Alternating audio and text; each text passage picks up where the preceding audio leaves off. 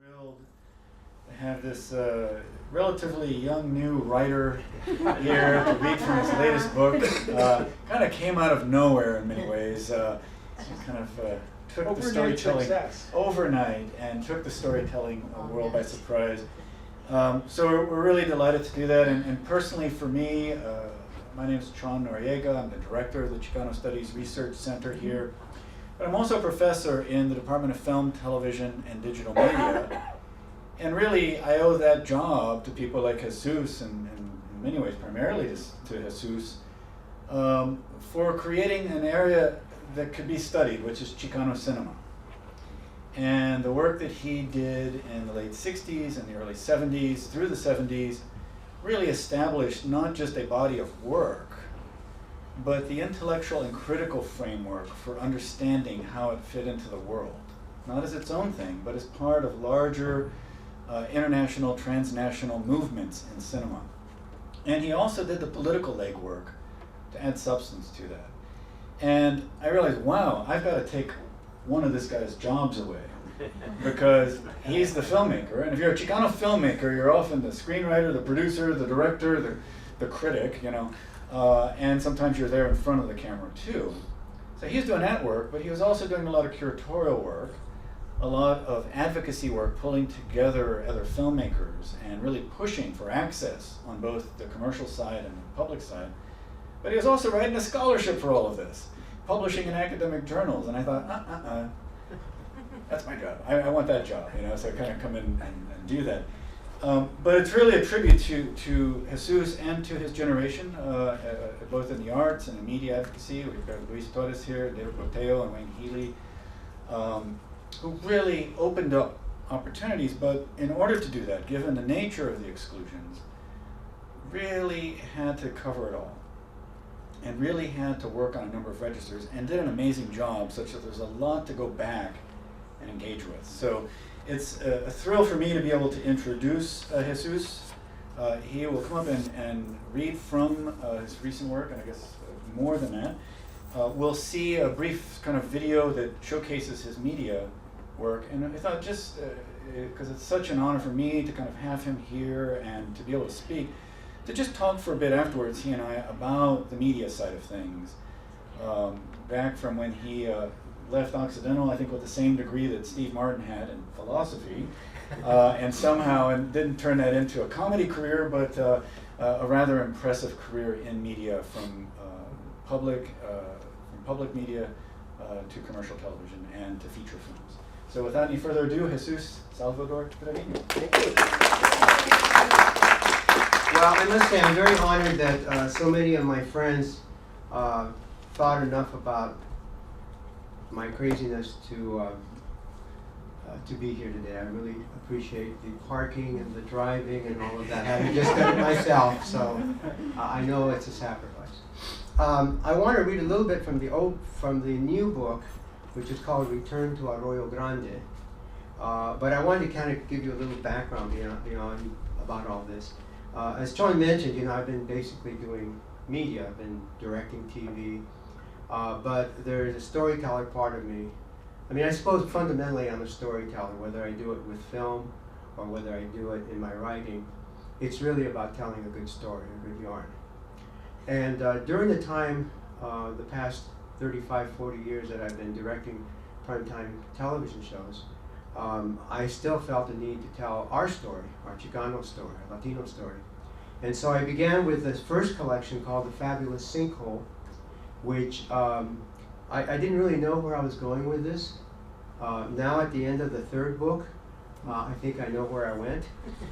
But this one begins with the story of this lady, Mrs. Romero, who finds a sinkhole in her front yard. And all manner of objects come bubbling up out of this sinkhole as it gets larger and larger and larger. And all the neighborhood kids come out and they start taking objects from the sinkhole. And the stories, there are 22 stories in these 3 volumes: The Fabulous Sinkhole, The Skyscraper That Flew, and now Return to Arroyo Grande. And the stories are all about what people took from the sinkholes and how it changed their lives. And I didn't realize what I was doing when I first started it, but about halfway through I realized that what I really had here was a novel. Now, a novel usually is broken up into chapters, but it follows the story of the protagonist, beginning, middle, end of this journey. And what I didn't realize until after I finished all 3 volumes was that this is a novel in 22 interrelated short stories. But it does follow a protagonist, our community, and on a journey. And also our key protagonists, Chuchu Torres and Yolanda Mendoza, on their journey. And so I like to think of it as a kind of a quirky kind of novel made up of 22 interrelated short stories instead of 22 chapters. But all the characters interact, and you see in different short stories tell stories from different points of view, different voices, but ultimately they lead you to a conclusion, which in many ways is a personal one for me about where I'm at in my life.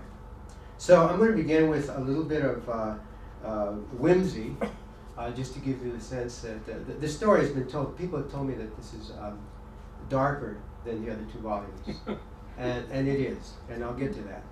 But I want to begin with a little whimsical opening that gives you a sense of what the story, the title story, Return to Arroyo Grande, is about. And I may be, someone let me know if I start bleeding, because I've had an off and on bloody nose. Mrs. Romero had been dead for 15 years, 2 months, 9 days, 13 hours, and 15 minutes, when she awakened to find herself sitting in her favorite rocking chair on the familiar porch of the home she had lived in for more than 45 years at 410 Calle Cuatro in Arroyo Grande. She brought the rocker to an abrupt halt as she looked down at her corpulent body, draped in a pastel print dress and accentuated with a fake pearl necklace and sturdy black leather shoes. She raised her right hand to her face to feel it, and then with both hands she felt her ample midriff, as if trying to convince herself that she was indeed sitting in the rocker and alive once again. "Bah," she said out loud. Slowly she raised her considerable self from the rocking chair and made her way to the top of the porch steps. She stopped there and took in the view.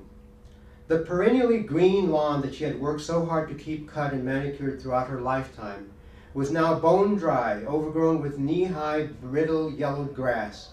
A broken realtor sign lay half buried in the debris. "Condemned property, do not enter." She instinctively turned her eyes to a place in the front lawn where many years before a mysterious sinkhole had appeared, an ever-expanding cavity that had subsequently transformed her life and that of so many Arroyo Grande citizens. Now the vestige of that hole was obscured by the tall parched grass. She noted that beyond the trashed realtor sign, her beautiful white picket fence had been torn down and replaced with a chain link fence that completely surrounded her property. Outside the gate on the sidewalk was a large heap of accumulated trash. The sight of her transformed home was almost as shocking to her as coming to life 15 years after dying at age 86. Once again, she said to herself, "Bah." She ambled her generous weight down the steps and onto the cracked cement walkway that led to the sidewalk in front of her home. As she walked toward the chain link fence, she muttered to herself, "Mira no más. If it's not one thing, pues it's another." When she reached the gate at the chain link fence, she stopped and wondered how she would get through it. The gate had a large padlock on it. She reached out her hand to gingerly test the lock and found that her hand slipped easily through the wire links as a hot knife might go through butter. She appeared to be transparent. "Y ahora qué?" she said to herself. "I'm a ghost?" She pondered this possibility for a moment, and then with the effervescent aplomb that had distinguished her life and manners for so many years, she said to herself, "Pues entonces?" Without hesitation, she walked through the fence, her corpulent body melding through the wire links, and proceeded to march down the sidewalk toward downtown Arroyo Grande. At that moment, 240,000 miles above Mrs. Romero, on the surface of the moon, Raimundo Salazar stood in the shadows of the Alpine Ridge. To the northeast, he could make out the rim of crater Aristotle, and to the south, the jagged peaks of the Caucasus Mountains. Years before his induction as the youngest astronaut in the training program at the Houston Space Center, Raimundo had been the star pitcher for the Arroyo Grande Sluggers baseball team. More than once, he had hit home runs clear out of the ballpark at Jefferson High School. Now he was preparing to do himself one better. Raimundo had found a mound of moon dust 10 inches above the surrounding terrain and had carefully brushed away a pitcher's rubber plate on it. He then paced off 60 feet, 6 inches to where he outlined a 5-sided area measuring 17 inches square, the batter's home plate. Ah. You got it. Thank you. Sorry about that. Más bien, Rolando sangrando. Yeah.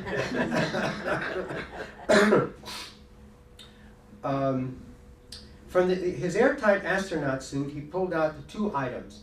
One was a piece of hyperlight titanium alloy cylinder that measured 3 inches in circumference and tapered a foot long.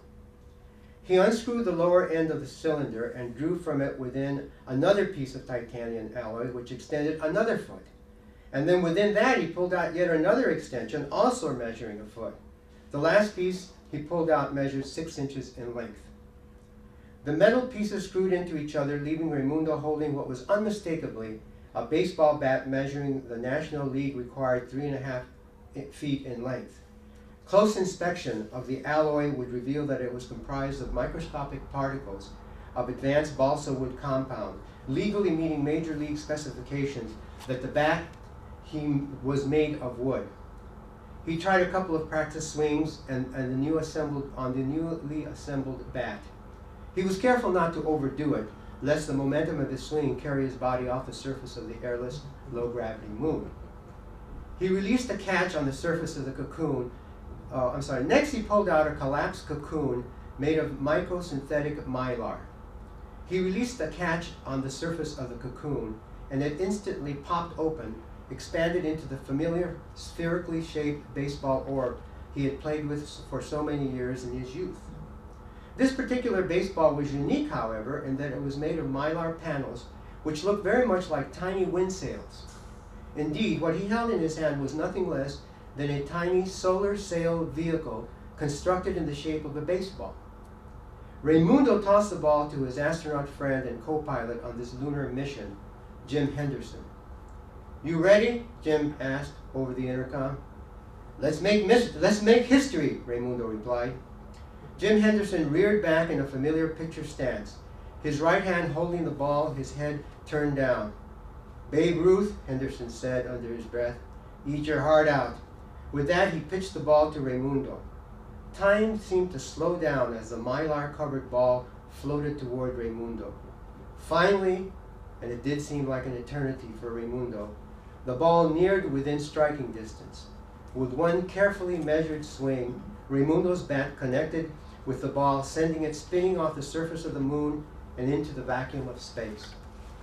Raimundo and Jim stood in awe as the tiny ball floated silently into the abyss above them. "With those solar panels, that baby's going to leave the solar system in 20 years, Jim said. "And partner, you will have made history. The first baseball to be batted out of the solar system." "By my calculations," Raimundo replied, "it'll actually be 22 years, but who's counting?" Later, back in the cockpit of the lunar module, Raimundo and Jim prepared to lift off that would take them back to Earth, where they would announce their record-setting feat back to NASA, JPL colleagues, and of course, the National Baseball League. Henderson was systematically going through the countdown of system functions. Raimundo, sitting next to him, was confirming each system check with a go when he detected an unmistakable presence behind him. He turned in his seat and was shocked to see a face that it took him a moment to recognize. Could it be? Yes, a face he hadn't seen in years. It was Mrs. Romero from Arroyo Grande. The elderly woman leaned in and whispered into Raimundo's ear. "We need you back home," she said. Then the apparition was gone. "What'd you say?" Henderson inquired.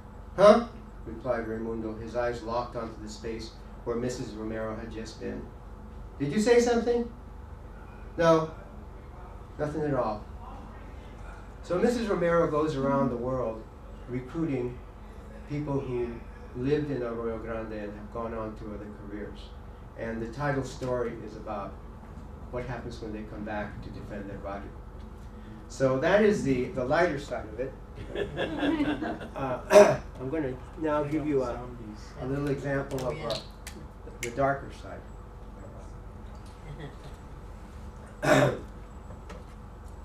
One of the characters, we meet a lot of the young people in Arroyo Grande, and in the course of the 3 books they grow up. And this last volume they're all adults. But here's what happened to one of the people, Officer Bobby Hernandez. He's been on the Arroyo Grande police force for a time. And every night he goes out on patrol, circling the town and making sure that there's no mischief afoot. And this story is about one particular night where things go a little strange. It started off at pretty much, oh, you know what I have to get?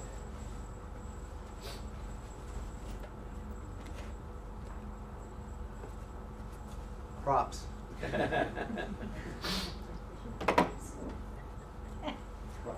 It started off pretty much a normal night.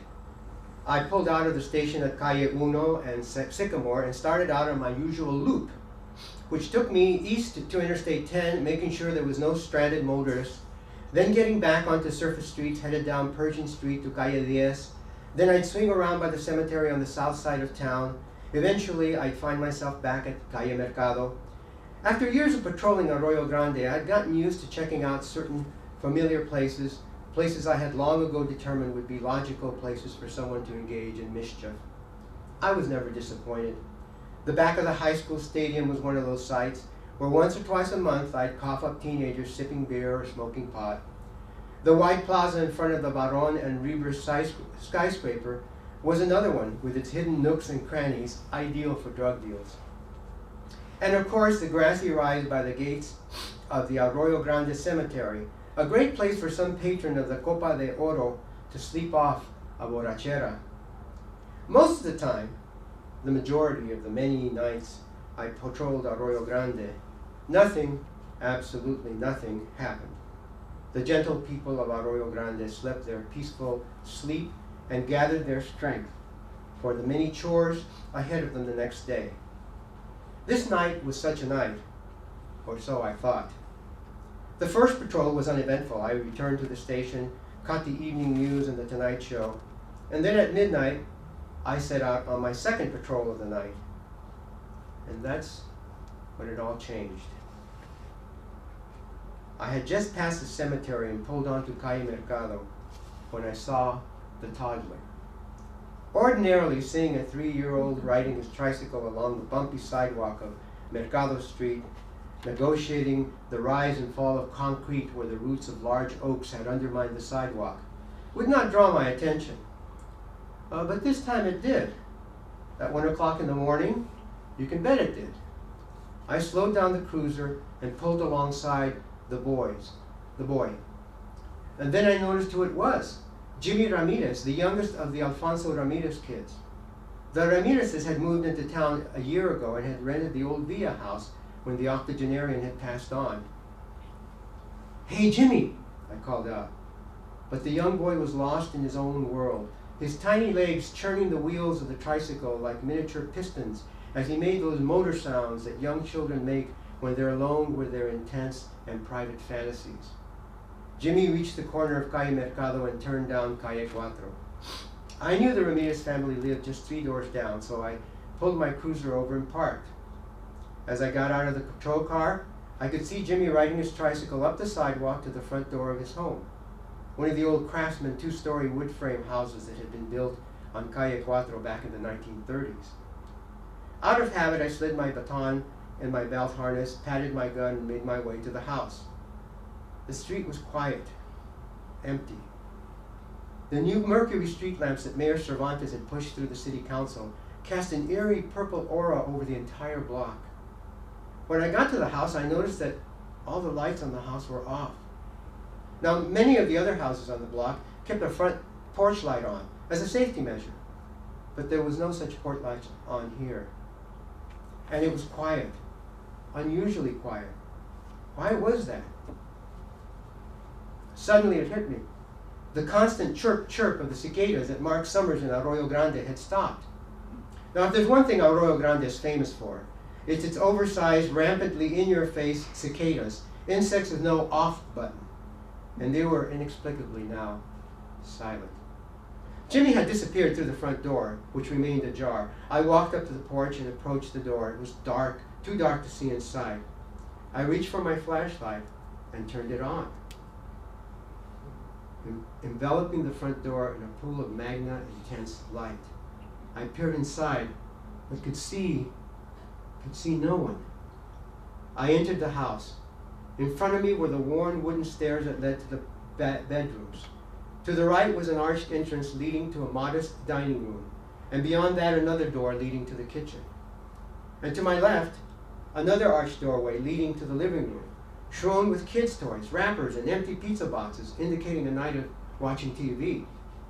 Well, of course, tonight had been the annual matchup between Texas A&M and UT Austin, a rivalry few people in Arroyo Grande missed. "Hello," I said. No answer. Again, I called out. "Hello, Señor Ramirez? Anybody home?" Silence. Then I heard it, the make-believe engine sound I had heard Jimmy making before. And then I walked forward and then suddenly stopped. My foot had hit something. I shined the light down on my feet. It was Jimmy's tricycle. And then suddenly I heard more noises, coming again, this time from what appeared to be behind the stairwell. I walked along the narrow corridor adjacent to the stairs that led to a back room. Then I saw it. There was a soft glow of light coming from a door underneath the stairs. I opened the door wider and peered in. I was looking down a long flight of stairs leading to a basement. At the bottom, I could see that the light source was brighter. Something eerie about that light. Not incandescent, not light bulb, but not fluorescent either. Brighter, softer, a strange orange color. I was about to call out again, but that's when my cop instinct kicked in. There was something wrong here. Why would little Jimmy be riding his tricycle along Calle Mercado at 1 o'clock in the morning? Why were all the lights out? Why was there no response to my calls? I knew that there were 4 children in the Ramirez family, in addition to Alfonso and his wife. Where was everybody? Instinctively, I undid the hood of my revolver holster and started down the stairs. Suddenly, it was very important for me to be very quiet. I measured each step on the stairs carefully, allowing my weight to settle gradually on the wooden steps, spreading out my weight and muffling the creak on the old wooden planks.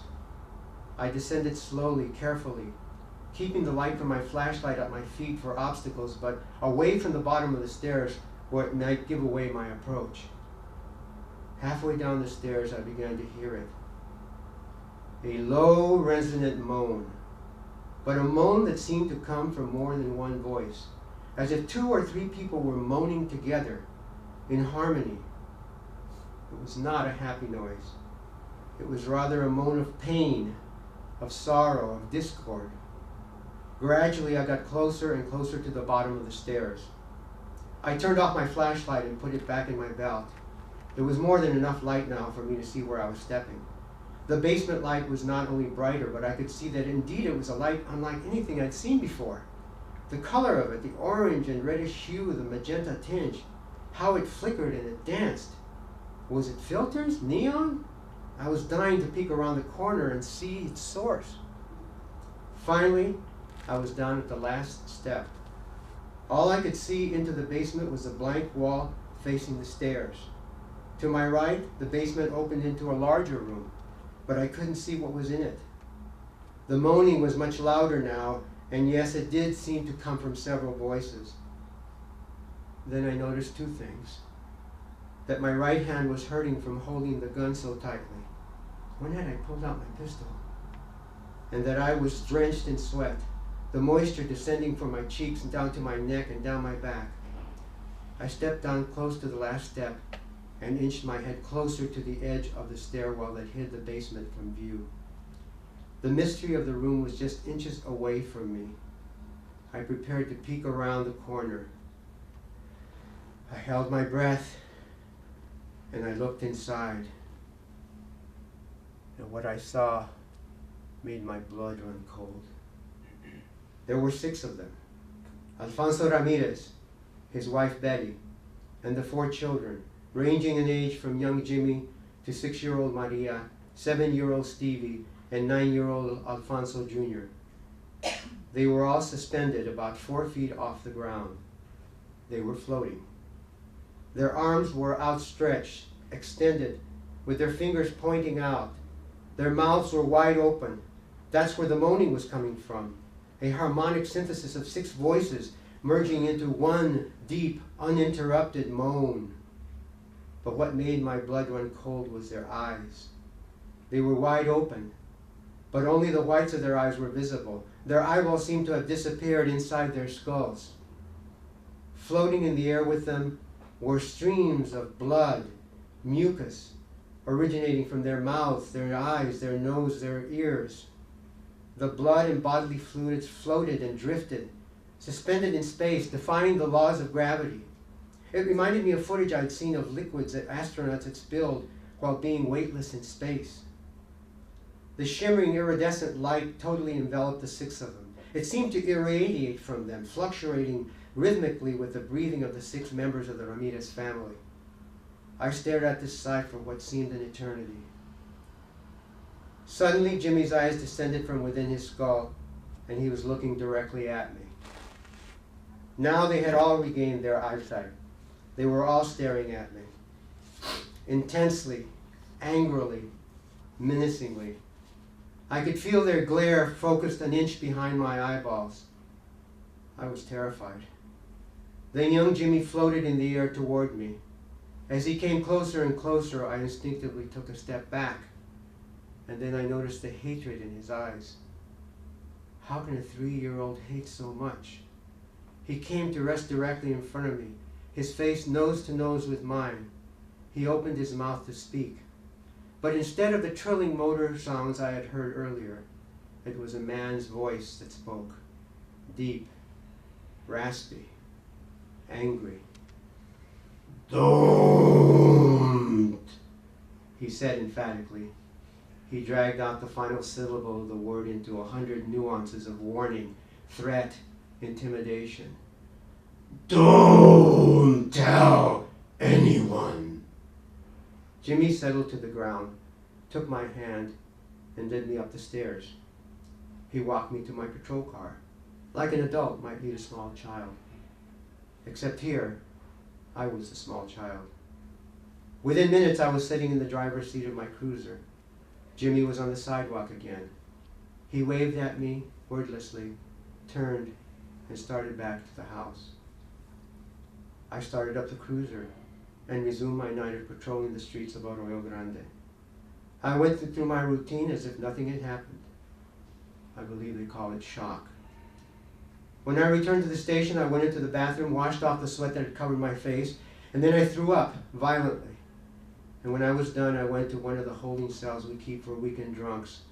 I sat down in the empty cell and held my head in my hands. I was shaking all over, more frightened than I'd ever been in my entire life. A week later, the Ramirez family moved out of town. Later, I asked Johnny Mendez of Arroyo Real Estate where they had gone. He didn't know. "Damnedest thing," he said to me. "Ramirez showed up one day with an envelope full of cash. They had taken out a 3-year lease on the old house. They'd only lived there a little over a year, so here he is giving me the balance of the lease money in cash. So he had been promoted and was being relocated to another city. Last I saw of him." That was 3 years ago. And for all these years, I've held it inside. But I haven't forgotten that night. There isn't a day that goes by that I don't relive the sight of the Ramirez family floating in the air, the mucus and the blood, the vacant stares, the moaning, and above all, the intense hatred in their eyes, a hatred directed at me, but clearly originating from some terrible event that had shaped them or perhaps even had transformed them into what they were now. And what was that they were now? I don't know. Perhaps they'd always been like that. And what were they? How could they have such abilities? To levitate their bodies, to make fluids float in the air. And the meaning of that horrible, visceral moaning. What was the meaning of that night of what I had witnessed? So that's the meaning. The stories are in this collection are some of them are darkish that way, but I hope you will enjoy it.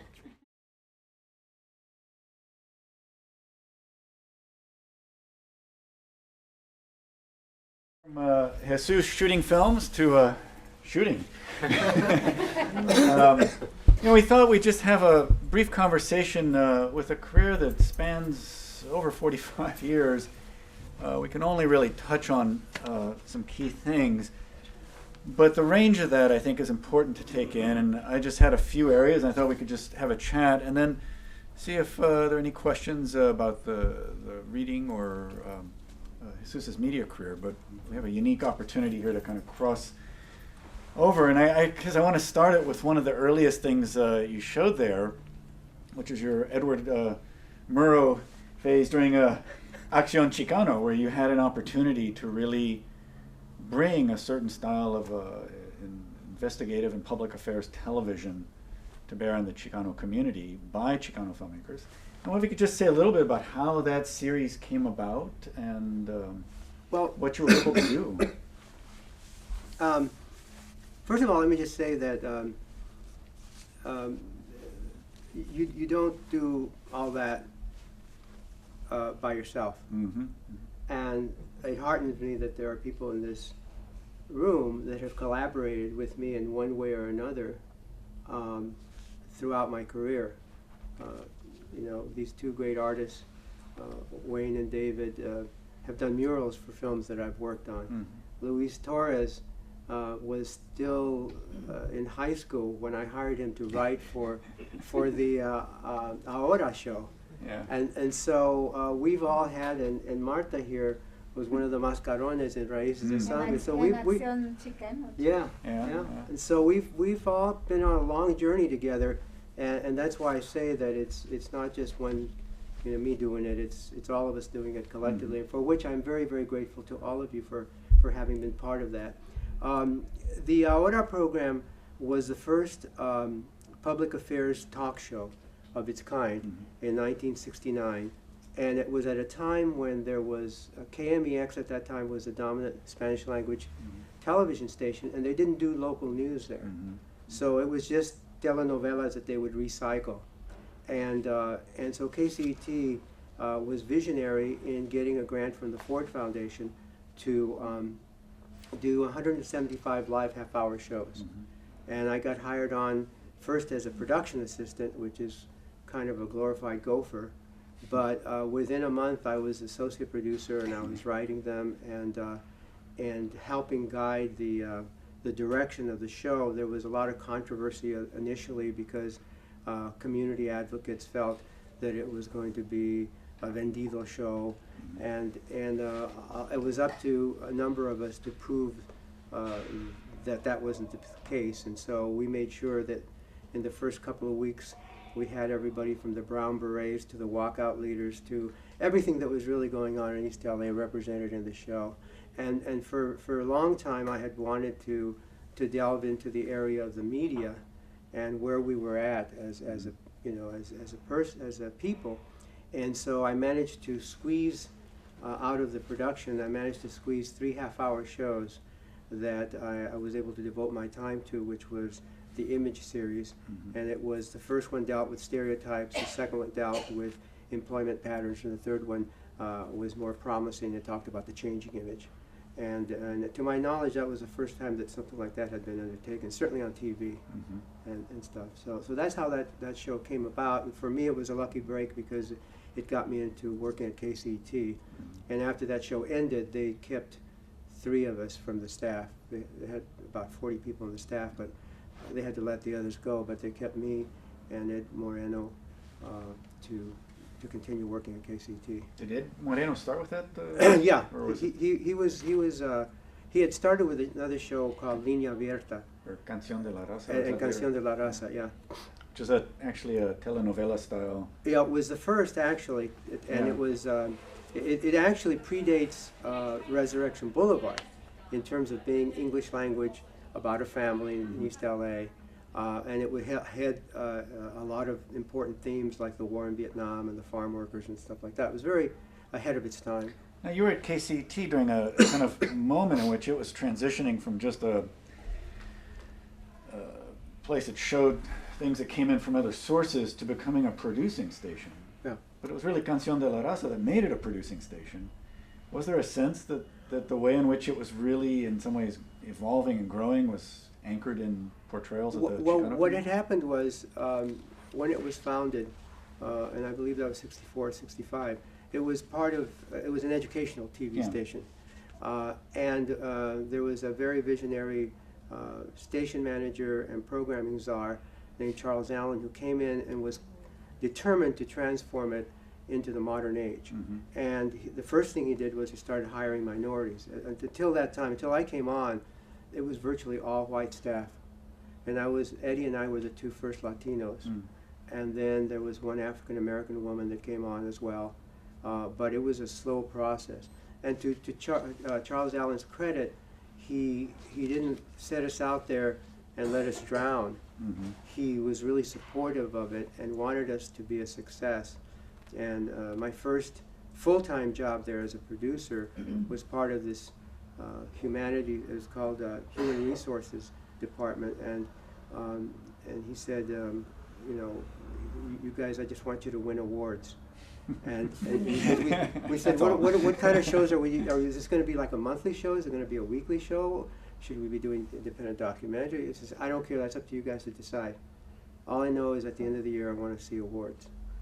And to our credit, we made them happy. Yeah. And from that particular period came, for me, the films América Tropical and Yo Soy Chicano. Now, I want to get to one of those, but had you had any training before starting this? There was a short-lived film school called New Communicators, Mhm. and it lasted for all of about 8 months.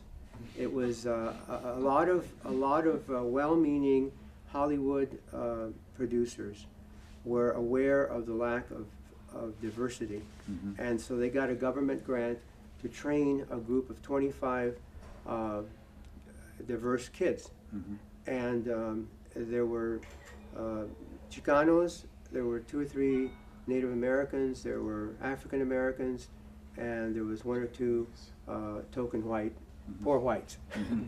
So what it was we were going to be learning how to do film, and the first thing they did was they gave us a Super 8 camera, and that's how I got involved in filmmaking. And it was coincident with all the stuff that was going on in East LA, so for me it was a natural to use the camera to document the walkouts and and all the other stuff that was going on, the set-ins and the protests, and so that's what I did. I should say that one of the other people that was part of that school was Esperanza Vasquez, who later married Moctezuma Esparza. She was also a filmmaker at that time. And so, unfortunately, what happened was about 8 months into it, our student activism got the best of us, and we took over the board and closed it down. And by then, I was leaving to work for KCT, so I was able to not get involved in that. They wound up stealing all the equipment, selling it, closing down the thing. The government threw their hands up in the air and said, "We're closing this thing down." And that was the short life of that. Oh wow! It seems that, you know, in talking with other people who were actually students in film school, and a lot of them, or some of them certainly, ended up dropping out in order to become producers of public affairs shows. And so it seems as though that moment in public affairs television, particularly for minorities, was one of learning on the job. And I wonder, looking back now, having really reached the height of a career in terms of television and worked on almost all aspects of television, except reality shows, I guess. How would you describe that moment of being not just unbearably young, you look like you're in high school, but really in many ways learning what it meant to make television without, on the fly, and in the process maybe doing things that later on you realize weren't supposed to be done, but they worked? Well, it's true that I did most of my skills were acquired on the job. Mm-hmm. And in retrospect, I'm somewhat, I wish I'd had a more formal film training. I wish I'd gone here to UCLA, for example, with this great program. Because I think in the long run, I would have probably been a better director. But at the time, it was a crucible of activity that was going on in East LA, and you had to kind of strike while the iron was hot, and there were things that needed to be done in the community. And in those days, we were all young activists, and we, and when I say we, I look again at my artist friends, at Luis and others, Julio over there. We were all impassioned by the needs of our community. Mm-hmm. And I think very few of us had real consideration about, oh, what's going to be my career, or how am I going to make money, looking forward to retirement and things, all those things that we now are dealing with. In those days, we were just brash young people who felt there was a need for our community and that we had to speak out for it and actively work for it. And I remember, hearing from Wayne and David that when they were doing their first murals, you did them for free. Mm-hmm. Because the community needed them, and you didn't all of a sudden see yourself as this. Now they got mature and they know how to work the game a little bit now, but That's a copyright. But at least in those days we were all there. And again, going back to your question, I did most of my learning. I would sit in and look over editors and learn how to edit that way. Mm-hmm. I would watch and learn from a cameraman how to operate the cameras and how to do this and do that. And so pretty soon these were all skills that I was acquiring, even as we were shooting reportage for KCT, Mm-hmm. news stories and stuff like that. And it got to the point where then finally I was able to do my first long-form documentaries that really consolidated my skills.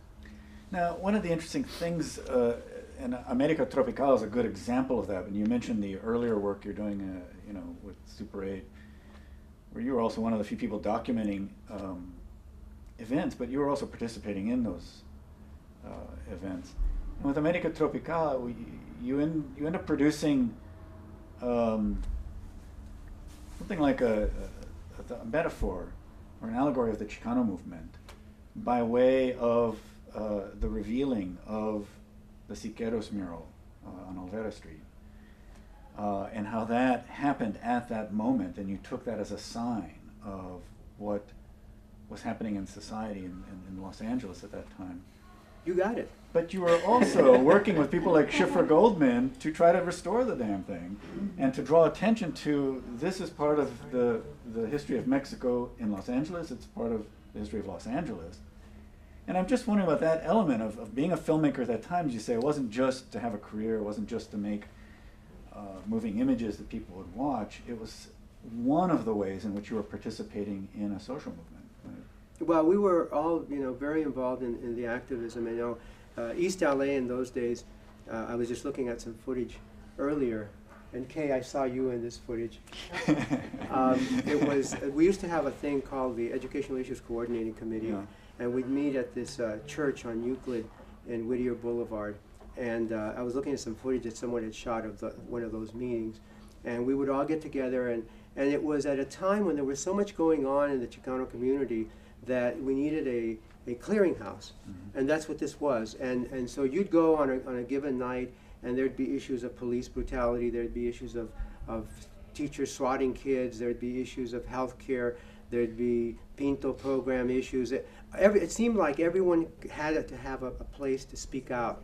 And this was really the seeds of the Chicano urban movement that then later, when more mature voices solidified, became different threads, became the Welfare Rights Organization, Mm-hmm. became the United Farm Workers Organization, became the Los Angeles, what was it, advisory committee. Mhm. Different groups then later on blossomed, but there was a moment there where everything was fair game, and you'd go on a given night, and the meetings would last for 3 or 4 hours at length. I mean, you'd walk away from that just exhausted, you Yeah. know.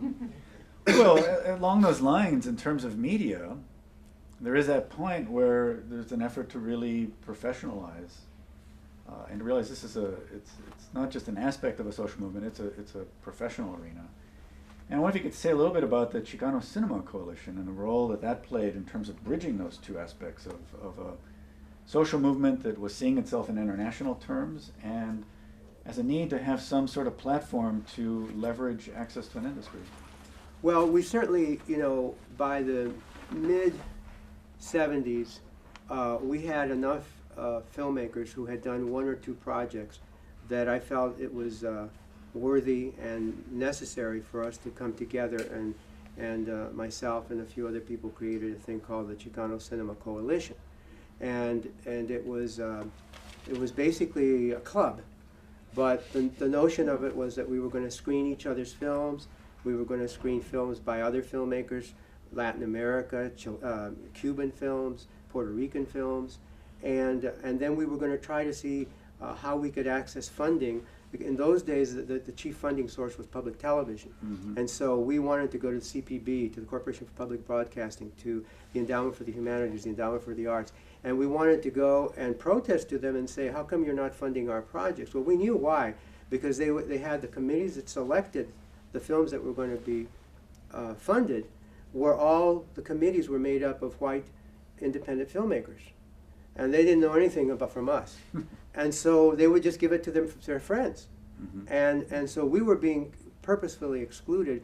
And one of the good things that the coalition did, and then subsequently other groups did, was to get the funders to finally come around and recognize that there's a big world out there, and that it includes, you know, Latinos and African Americans and Native Americans and Asian Americans, etc. And so we were successful in that. At the time, I really felt that Chicano cinema had to become married to the notion of Latin American cinema. And this was part of my trips to Cuba and to Mexico City, where they acknowledged us, or they viewed us as kind of the northernmost part of Latin America. And they had a special place for Chicano cinema and Puerto Rican cinema, because they felt that although you guys are in the United States, you really are culturally part of us. Mhm. And so it was important for me to try to reinforce that, especially in view of the fact that so many at the time people were thinking about Hollywood. Mhm. And you know, eventually we would hit Hollywood and we would penetrate it, but it would take many years. And I just wanted to make sure, at that time in history, I wanted to make sure that we were not losing a sense of who we were as a Latin people. Mhm. You know, along those lines, and you mentioned your travels in Latin America, and particularly in Cuba. And I think what always struck me as really fascinating when I was beginning to do research and see this is you'd look at Latin American film festivals, and they'd have, you know, Argentina, Brazil, Mexico. There would always be a Chicano entry as though it were a country.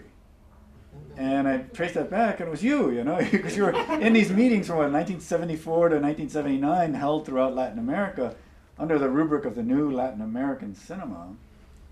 And many people may not realize it, but you were part of what ended up creating that as a film festival in Cuba that premiered in 1979, and there was a special Chicano poster that was done.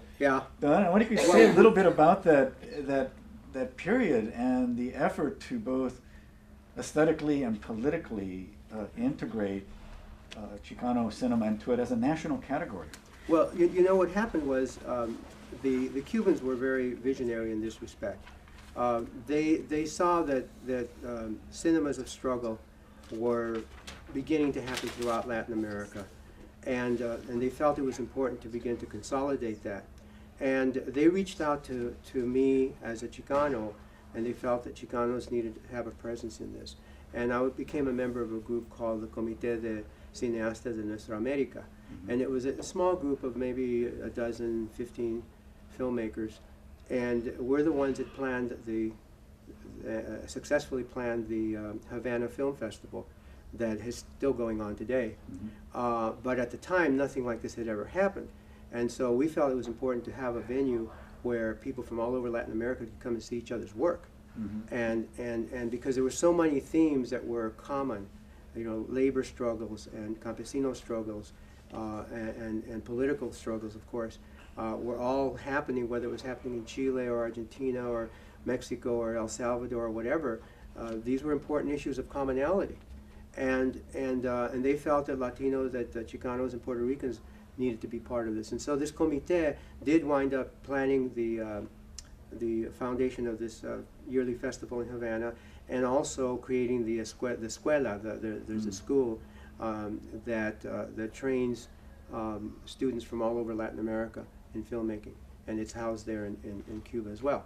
And it regularly brings in Chicano students, right? And for a number of years, it was bringing in Chicano students, and they were very generous. They would we would have to pay their airfare, but once you were there, you were home free. They would take care of your lodging, your food, the whole thing. Healthcare.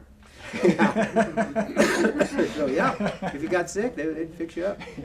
So yeah, that was really great. And unfortunately, I think what happened, of course, during the course of time was the economics of when the Russians folded and Cuba was left even more on its own. The economics made it really difficult for them to continue this kind of generosity. Now, during this time, you're beginning to publish in a number of venues. I remember coming across a piece by on, I think, the New Latin American Cinema in an academic journal. But you're also publishing in trade journals, just the general press. I guess just say, how important was it for you to develop that as not just a filmmaker with a body of work, but a critical voice?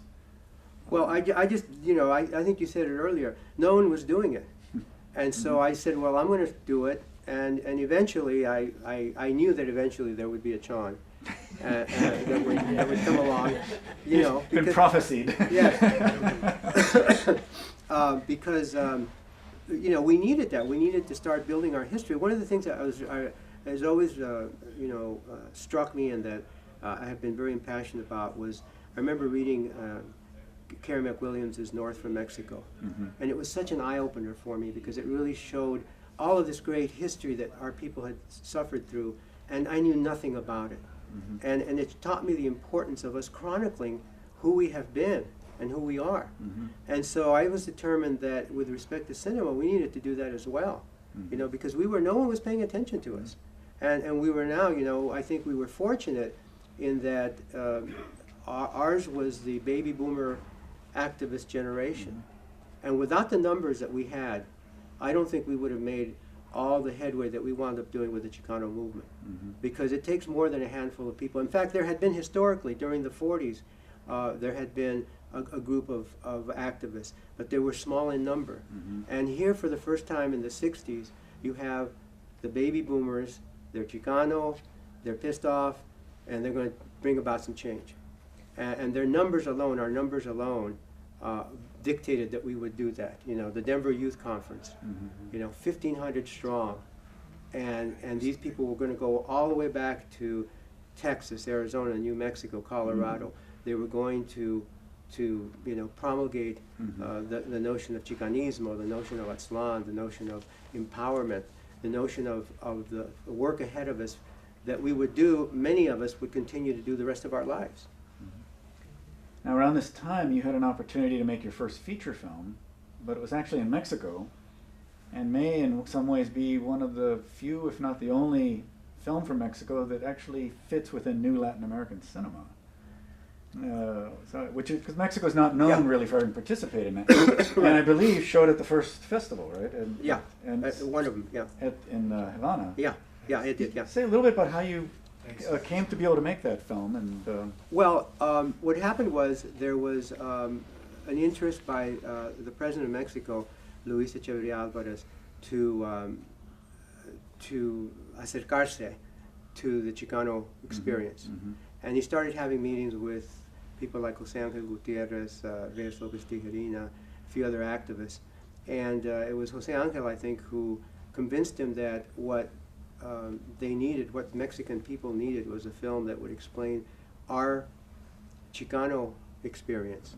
Because at the time, they looked on Chicanos as pochos and very derogatorily, and also as if we wanted to be gringos and that we didn't want to, that we were renouncing our Mexicanness. And so the president of Mexico decided, you're right, let's do a movie about that. And my name came up, and I was commissioned to write the screenplay. And as I got into the screenplay, the scene you saw opens up with this truckload of Mexicans that were found abandoned in a highway. And sadly, that was a real event that took place in 1973. So I mean, this has been going on for decades. And so when I got into it, I began to realize that the film needn't just be about explaining the Chicano reality to the Mexican audience, but it also needed to explain the Mexican experience to the Chicano audience. And that's how I wound up, uniting the two peoples. And originally the title of it was going to be La Raza Unida, and then I changed it for political reasons. I didn't want to confuse it with a political party. I called it Raíces de Sangre. And you had both some pretty well-known Mexican actors as well as up-and-coming Chicano actors. Right. Yeah, it was a very fortuitous coming together, and we had a great time doing it. As always, it was my first time out as a feature film director, and so it's someone gives you a wall and says, okay, you're going to paint a mural, and you've never painted a mural before, and you say, okay. And Google didn't exist. Yeah, back then. right. Yeah. Is there a memory from that time of, making your feature film was a big deal, and making your first one is certainly, I'm sure, quite an experience on many levels. Anything in particular that you remember just coming away from that experience? Well, one thing that I have to say is how the Mexicans took me in. And when I say the Mexicans, I'm talking about the filmmaking community. I was there, and I didn't know anybody. I was at Churubusco, and we were going to begin to do casting, and I didn't know anybody. And I went to the Comedor one day, and I had met a couple of Mexican directors through the Cubans, Sergio Ojovich and Jorge Fons, and they saw me and they said, "Ven Treviño, vente acá," and so they brought me over to their table and they introduced me to all their colleagues, and all of a sudden I was at home. And from then on, every lunch I would go in and have lunch with my fellow directors who were Mexican, and they would fill me in on, that's a really good person. If you can cast her, or if you can cast him, and be wary of this guy. And if they try to stick you with so and so, don't buy it because he screws off. And they knew all the inside working of who the players were, and so they were whispering in my ear and helping me prepare the film. And you see, I would have drowned without that. And it was really like, I must say, to this day I owe them that, because without that encouragement and support, it would have been a real tough project for me to do. Now, this is in the nature of the media industry, and not just in Mexico, but clearly in Hollywood. It's, in the end, a fairly small community. Everybody knows each other. You really depend on that kind of inside knowledge to navigate. And that, in some ways, explains why they're so exclusionary, and why there's a tendency to reproduce people like oneself, right? Yeah. And you had this opportunity in Mexico where people kind of let you in. It's the way it happens. Either you come up through the ranks, or you're kind of mentored in by somebody or a group of people that can show you the ropes. So in Hollywood, it's a little bit different. They're not going to recognize you as ethnically like them. You don't have the same pedigree. And what struck me is that, in addition to the advocacy, one of the ways in which I think you really not only advanced your career, but really shifted the discussion, was through the Directors Guild, and participating in that, and also speaking to it. You've published a number of things. I remember one thing I read where you were looking at the rate of progress, and you said, based on this, in 300 years we'll have parity. And that kind of research, that kind of crunching the numbers, people get it right away, and it really shifts thinking. So I wonder if you could just say a little bit about your involvement with the Guild and how that's how that played out. What happened was, in 1990, the Mexican government invited a bunch of us down It was called Chicanos 90. Yeah. And it was myself, Greg Nava, Moctezuma Esparza, Luis Valdez, Danny Valdez, Santana. You know, it was a who's who hodgepodge. And we all went down there, and they all presumed that we were all united against Hollywood, when in fact we were all peleados. We'd all been having our differences, and some of us hadn't spoken in years. And what we realized then was that the real enemy was Hollywood, and that we should clean up our act, and instead of being adversarial to one another, the way many of us had been, that we should go back and unite and try to break barriers into those areas that we were being excluded from. And one of them was the guilds, or the unions. Was the Writers Guild, the SAG, Screen Actors Guild, and the Directors Guild. And so about 2 months after we came back, Luis Valdez, myself, Luis Ruiz, Silvia Morales, and Frank Zuniga organized the Latino Committee of the Directors Guild, which exists to this day and continues to do all kinds of great things. And our purpose was, I had been part of a lawsuit previous that had gone south against Colombia, and I was one of 3 Latinos that were part of a class action lawsuit against Columbia Studios. And all I had done is burn my career and burn other people's careers, and we never got to first base on that. So this time, having learned that, I said, what this committee is going to do is not be adversarial. It's going to be pushing forward our great skill and saying we have something to offer to the world, and we're talented, and we're not making any excuses for it, and we're going forward on that basis. And so it's been very successful. Shortly thereafter, the Writers Guild created their Latino committee, the SAG created theirs.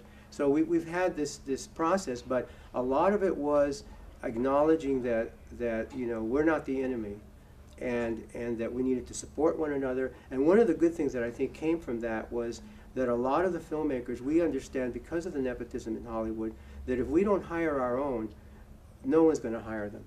And I think it's been this unspoken ethic that a lot of us have done throughout the years, that when you get a project, you hire your own.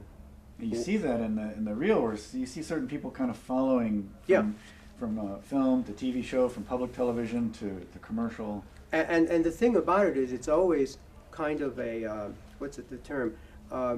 It's always a convince job. The number of times I've had to convince producers, they say, well, are you sure you have people who can do this? And we bring up their resumes and we show them their work. And the number of times I've had to go to bat on people. When we had Resurrection Boulevard, I was trying to get Silvia Morales to direct one of them. And they were fighting it, and they were fighting it. And finally I said, look, give her a chance and I'll back her. And if anything goes wrong, I'll direct it myself. And a week into the shoot, they said, where did you find this woman? She's terrific. She wound up doing 5 episodes. She did Reyes y Rey. Yeah. She, you know, but that's just it. Is that we have to push our own. And I remember the classic moment, and I tell this story because it was such a great moment for me and for Dennis Leone. It was we had been greenlit for the series, and this is the first meeting where we're going to start discussing how we're going to shoot Resurrection Boulevard the first season. And so we're in this conference room at Paramount, and I come with a stack of resumes, and I start talking about this editor and about this hair designer and about this cameraman, and all of a sudden the chief hiring guy, production unit manager, says, you know, this is the first time out for your folks. This is the first Latino, you know, English language drama series that's going to be on American television. And so we want it to be a success. So we don't think we should start looking at Spanish surname people. We think we should start looking at the very best quality for a given category. And so they were basically saying, put your resumes away, right? And so I said, well, you know, I guess if you think that way, then I would encourage you to look for a better director than me and a better executive producer or writer than Dennis Leone, and you can hire them, and then you could do the first English language Latino series with no Latinos behind the screen. And which you probably took seriously. and he just sat there, and there was this dead silence in the room. and finally said, okay, let's see the resumes. And we staffed it. We staffed it with Latinos. That's a partial answer to the question that kind of comes up, which is, how do you kind of cope with the fact that it's not just that there's a rejection or resistance, there's a complete ignorance that never seems to go away. And how do you deal with that when 20, 30, 40 years into a career that happens again? How do you hold the course? Because you have. You don't let it get to you, Yeah. because you go crazy. I remember, and you're right, the first volume of short stories came from 2 or 3 pitches Mm-hmm. that I had gone to studios, and I thought they'd make good movies of the week. And they said, you know, this is a good, interesting story, but why does it have to have Latinos in it? Why can't it just be white people? You know, and I just went ballistic, and I came home and I started throwing things around, and I thought, I can either let this. What a hot-headed Mexican you Yeah, are. I can either you know, destroy myself with this anger, or I can vent it in a constructive way. And so I decided I'd write it into a short story, and that was the beginnings of the first collection. You also seem to have a very low-key sense of sarcasm and humor that Well, can pull people up. Yeah, it's interesting. I want to maybe kind of come at that from a slightly different angle, and just in terms of any reflections on your career over a number of decades, directing for primetime episodic television, and well, you know, I think I share with many of us who have excelled in our different fields. We start off at being Chicano, mm-hmm. and so, you know, the artists are doing Chicano themes, and I'm doing Chicano movies, documentaries, and Luis Torres is writing, you know, Chicano stuff.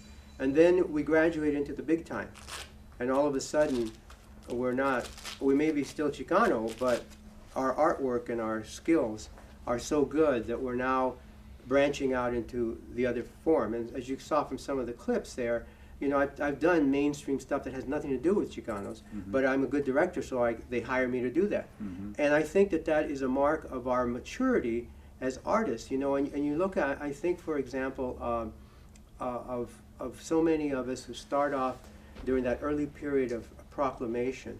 Mm-hmm. You know, there's no secret of why my first film was Yo Soy Chicano. We had to get it off our chest. Mm-hmm. You know, you look at Bless Me Ultima, you look at you know, some of the early works of all of the visual artists. It's all about being Chicano. And then as we mature, we begin to branch out and do stuff that's more universal. Mm-hmm. That may still have a Chicano as the human focus, but that becomes the universal human experience. And that, to me, is really where we get our total success will be that, when we're able to do that, and we get recognized not because we're Chicano and not because our themes are Chicano, but because our themes are important human stories that transcend ethnicity. Now it seems like there's 2 impediments to that.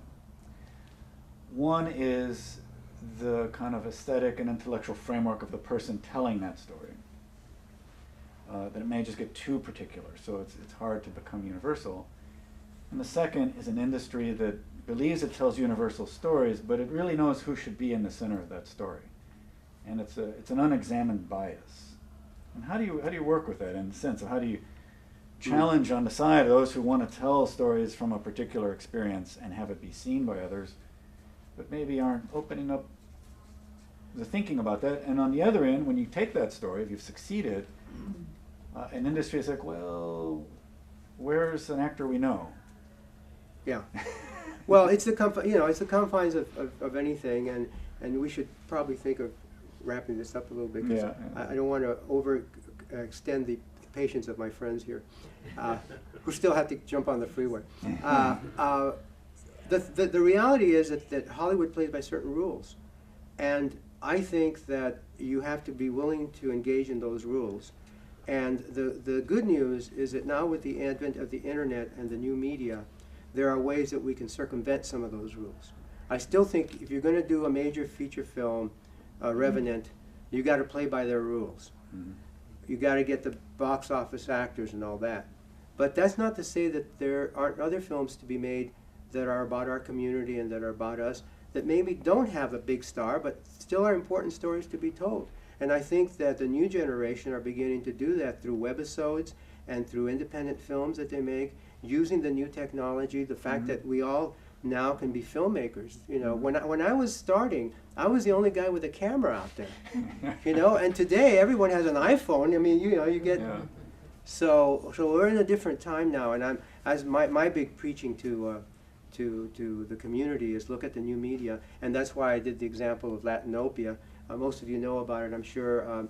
Latinopia.com is a website where I focus in on the new media, and I have 380 videos there about our community, our artists. These guys are in it. Our writers, our actors, our theater people, cinema, art. I think that that's going to be the future for us. Maybe we don't need to continue to batter our heads against a Hollywood that's not going to answer to us. Maybe there's other ways that we can get our word out to our community. So that was my next question. So it leads me to my last one, which is very topical. It's of the moment here, which is somebody who's been working in media for over 4 decades. What do you think about the Oscar nominations today? Well, I mean, I'm happy for people like Iñárritu, because I think it's long overdue, and he's clearly showing what he can do. But it's sad that there aren't more, and it's sad that the diversity issue continues to plague Hollywood. I just think that you can't succumb to it. So you have to, at some point, fight for it and continue to try to do your films. And the main thing is not just to let it destroy you. I think this is something I've given some thought to about if you come from a background of being oppressed, it can easily twist you inside.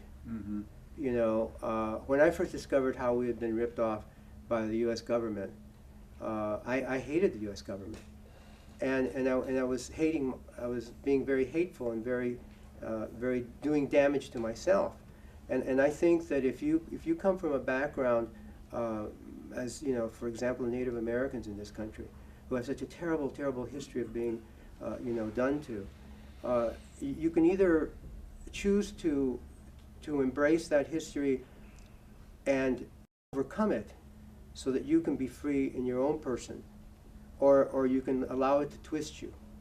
And if it twists you and makes you hateful and makes you destroy yourself from within, then they've really won. Because not only did they do it back in the day, they're doing it again to you now, and you're allowing it to happen. And so I really spent a lot of time thinking about letting go. The whole thing about being enganchar. We get hooked to ideas sometimes. We get hooked to concepts, to ideologies, to things that we care a lot about, and that's good. But sometimes on examination it's important to just let go and see to our own mental peace. So I want to thank you for sharing your latest book and your work, and for thank you for having me. Yeah, talking about your career. I've been amazed that you've done the work, and you've been fairly fearless in exploring new areas and moving into directions that really open up a lot of new possibilities beyond what's on the screen, in terms of who gets to participate. And I appreciate what you were saying here in terms of the outlook and how to get past what is clearly a conflict or a challenge in front of you to how you live through it. And so I really appreciate your spending the time with us, and I want to allow the audience, if they have any questions, to pose a few questions. Otherwise, we'll turn it into more of a social gathering here for the remainder of our time. David. We always talk about that, me and my wife, that when people are talking, they never go back far enough to elementary school or to family. Is there anybody in your early life that led you towards your path? Well, I think certainly the moral compass that my mother provided was important. She was very religious, and I learned the morality of it. Later on, I had to reject her religion, but I didn't throw out the baby with the bathwater. I thought, you know, this I'm not going to buy all that other stuff, but the principles of love your fellow man and doing unto others and making this a better world, those are good principles, even if they come disguised as a religion. And so I'm just going to believe in those things and work for those things from a secular point of view. But it doesn't take away from the importance of that and the importance of trying to make this a better world. And I've committed myself to that period, you know, and I just don't think that you know, there's so much grief that comes about from all the different religions and how they fight each other that they forget the undercurrent of what, you know, life should be about. And it shouldn't be just about, you know, wealth acquisition, and it should be about furthering all of us as human beings and creating a better world. Mm-hmm. So I think the mom was important. Yeah, did you? Yeah, you came out of a time that was very vibrant, and the Chicano movement, and you kind of established this amazing cinema. But I wonder, and you're like, how do you think Chicano cinema has changed over the years? Like, what's the state of Chicano cinema now, you think? Well, I think that when we started, it was Chicano because most of the people doing it were Mexican American. And over the course of time, as we've opened up doorways into Hollywood, the players have shifted or have enlarged into being beyond Mexican American. And so today, you have the Mexicans, of course, from Mexico, you know, Del Toro and Iñárritu and Cuarón. But then you also have, you know, when we did Resurrection Boulevard, you know, we have Colombians, we have Cubans, we have Puerto Ricans, you know, it's like, and that reality is the reality of Hollywood and is the reality of the media. And so I think now it can be limiting to say Chicano cinema. And so often I use, certainly in my work with the Directors Guild, we use the term Latino because we don't want to exclude people. We don't want our Puerto Rican brothers or Colombian brothers or sisters to feel that they don't belong. So that's why we use Latino, because then that encompasses all of us and say, look, whether you're Mexican or Puerto Rican or Cuban, they're still going to call you a spick. So let's not fight against each other by names. Let's use a unified term, Latino, and use that to unify and propel ourselves forward. And that's what we've been doing with the Guild, and what I think is now a more practical way of doing it. In many ways, Chicano today can be limiting. It seems like there is a shift from a period in which it's a film movement, but it's also very identity-based and politics-based. Yeah. And it seems as though by the time you get to people that are actually able to make feature films in Hollywood in the 90s, it seems to be more about just being able to participate in a storytelling platform that reaches the world. Yeah, those are the rules of the game, and that's what you've got to do. And I think your ethnicity and all that may be in the background, but that and $3.25 will get you a cup of coffee at Starbucks, you know? Yeah, that's why you have to go to Phillips, you know? Right. Well, I just want to note, I think one of the ironies of the new Latin American cinema, which created Chicano as a category, and then 8 years later it makes it possible for a Hollywood film to win, which is Cheech Marin's Born in East LA. Mm-hmm. And at that point it seems to really kind of expose the absurdity of Hollywood in terms of its exclusionary framework. So. Yeah. So. Any other questions or comments? Yeah. Pues solo quiero felicitarte muchísimo, hermano. Es un honor estar contigo. Gracias. I just want to congratulate you on this trajectory, which is just something that is almost like a familia, like we grew up together. I was looking up there, yeah. I know, and it's just, you know, it's such a wonderful feeling to feel this connectedness, because it was a time that, yes, what we did was our way of activism, what we did. You know, we weren't going activists and artists. So, and I wanted to ask you, I know in the history of the Mascarones that when you invited us to perform in the Acción Chicano and we sang a song for Cuba, I know that there was a reaction. I think you had bomb threats and things like that. Over the period of your, initial time, did you have many of these responses? I think we impressions? only had a couple, and one of them was that night. Yeah. The KCT phone board just lit up, and it was because this was very pro-Cuba, and there was every Cuban conservative in Los Angeles was demanding that KCT go off the air, that they stop this, but to the credit of the station people, they said no, he's the guy running the show. And if this is his show, we don't get involved in censoring or anything. An oddly forceful community in Los Angeles at that time. They burned down clubs that would play serious. Cuban, that would bring Cuban musicians in. Yeah, they were very serious about it. But I just remember that night because we were sitting there and Mariano Yeah. Leiva, who's director of the theater, was just howling, and we were just so hilarious, because here the phone and everyone's so pissed off, and we're saying, yeah, we got one in there, guys. Well, thank you very much, guys, for coming, Yeah. and get the book. Yeah, we have the book in the back.